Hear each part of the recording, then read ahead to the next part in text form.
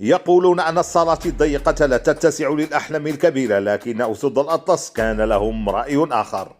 هنا في عالم الفوتسال، حيث الثانية تعني حياة أو موت، وحيث المهارة هي اللغة الوحيدة المعترف بها، قرر المنتخب المغربي كتابة التاريخ بمداد من ذهب. لم يكن مجرد فوز، بل كان استعراضا للقوة، ترويضا للمستحيل، ورسالة واضحة للعالم.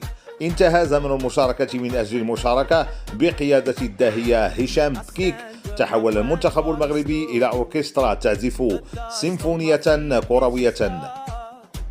يمررون الكرة كأنهم يقرؤون أفكار بعضهم البعض، ويسجلون الأهداف بدقة الجراح.